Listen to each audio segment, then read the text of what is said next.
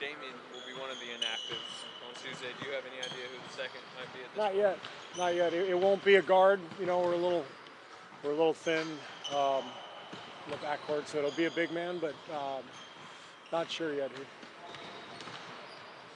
Play San Antonio until like late January last year or something like that. You need to get a chance. Is it kind of fun to have them as the opening test? Yeah, I mean, it's always fun to play them. They're such a great team year after year, and Pop is one of my closest friends, and he's a mentor. So it's always fun to compete against them, and yeah, you might as well do it opening night. I think Gasol will add to their attack. Well, he's smart. He's a very skilled player, out on the block, but he can step out and shoot a corner three now. It's another in a long line of very, very smart players who has gone into that system. So I'm sure he's going to fit right in. Input into the Looney situation in terms of picking up his option. What was your input? Those are never my decisions. Those are management's decisions. So I always just if they ask me, I have an answer, but I think it was a no-brainer.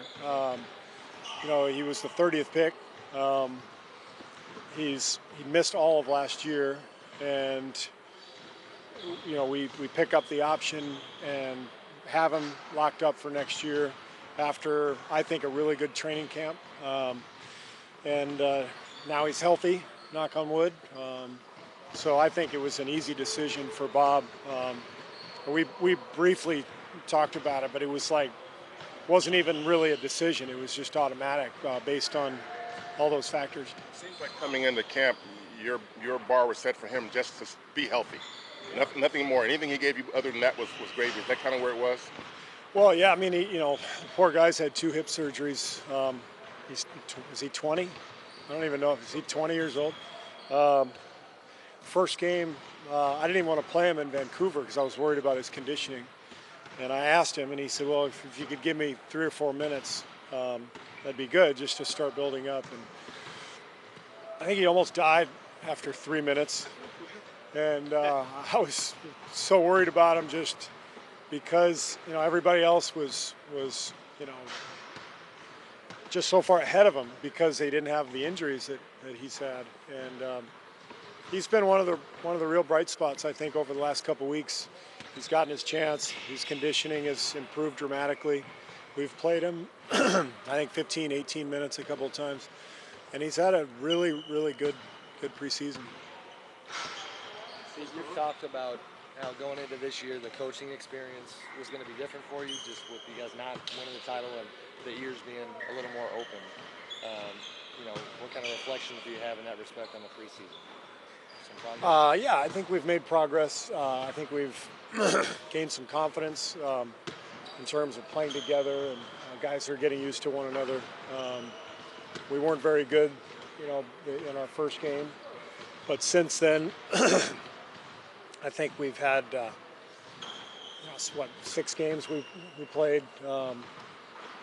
Most of them, I would say 4 out of those 6, we were active defensively and pretty sharp with the ball. The turnovers got better as we went, for the most part. So we have a ways to go, but we're getting where we need to be. Well, what's going to go into resting guys this season, and how much are you going to be referring to that catapult technology throughout the year? Well, a lot of it will be based on the schedule and based on how guys are feeling. The catapult is part of that. The tougher part with catapult is that we have 3 or 4 games a week.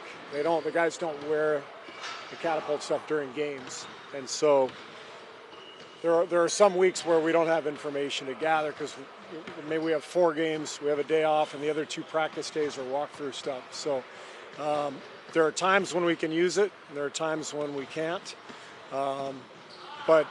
So that's why it's really a comprehensive thing. Schedule.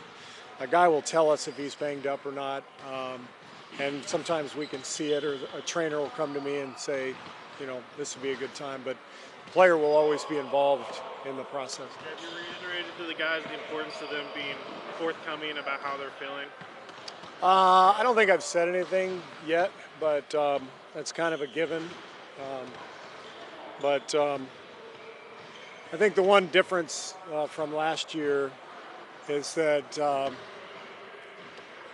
I think there's a sort of an awareness, a team-wide awareness that we just want to be on a steady climb to get better to the point where we're at our best in the playoffs, and that includes health dynamics as well. And last year, it seemed like we just kind of picked up where we left off from the year before and kind of cruised right from the beginning, and everyone stayed healthy for the most part. And I think there's a little bit more of a measured approach this year, a little more calculated. This is going to be a growth process as integrating so many new guys. Where do you expect that to show up first? I mean, what are going to be the most difficult things to overcome early on? I think we've been a little disjointed offensively. Obviously, we play a frenetic style, but there needs to be a little more organization of the chaos, you know, if that makes sense. Probably an oxymoron, but we need to get more comfortable with time and score, when to settle down and call something and run through a set, maintaining our discipline within the frenzy, if that makes sense. How much mapping out do you do with your schedule in terms of days off? And some coaches go out quite a ways. How do you handle that? We look at it. We don't do it before the season started. We did that 2 years ago. We mapped it all out, and I found that it was counterproductive because, you know, you find something on the schedule, maybe 4 and 5 nights. You go, well, that guy needs a night off then. And then you get to that point, you have a couple blowouts maybe early, and that guy only played 25 minutes, and maybe he's ready, he's fresh and ready to go. So you can't really map it out because things always change, but so you really monitor it as you go day by day. Pop was asked about how long does he think it'll take for the Spurs to gel.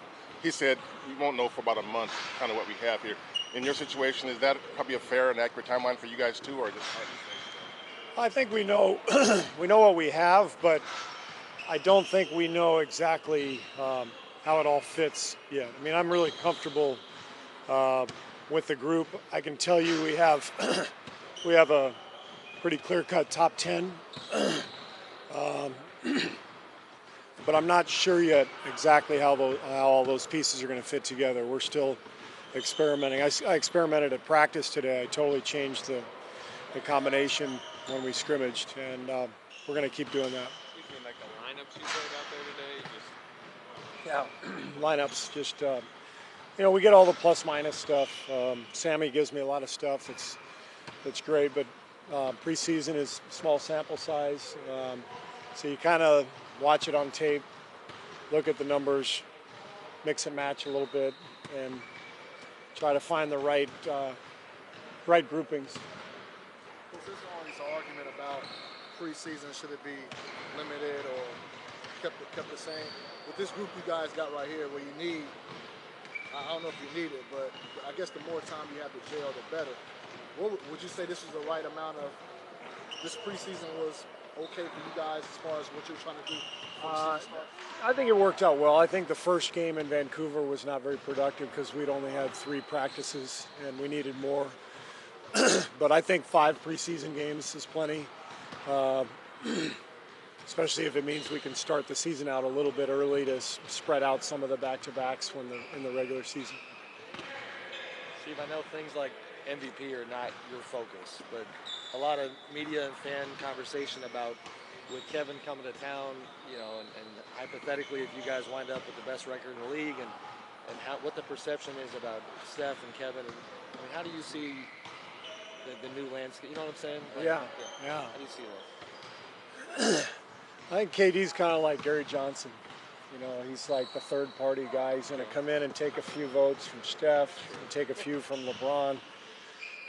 Steph might be Ralph Nader. Like he takes some votes from KD, takes some from LeBron, and then Damian Lillard wins the election. So that's my forecast. Which That's how I one's see which it. one's Trump? Which one's Trump? I'm not answering that. Nobody on our team. I don't. It's a good question. Who knows? The good thing is I don't think either guy minds that much. I mean, everybody loves to be recognized, and it would be great if one of them won MVP. But I think the fact that they're both here and both wanted to be together tells you that's not the primary goal. Sean, for most of last year, that little mid-range game of his was pretty much automatic. It hasn't looked quite the same so far in the preseason. And what are you seeing that needs to happen? Is it just playing time or what? I think his legs were a little tired early on, and he just doesn't quite have his rhythm yet. He's had so many shots that have been a little short, like an inch short, and that have kind of rattled in and out. And it's not anything that concerns me. He's working on it. He's going to find his groove pretty quickly. I'm not concerned at all.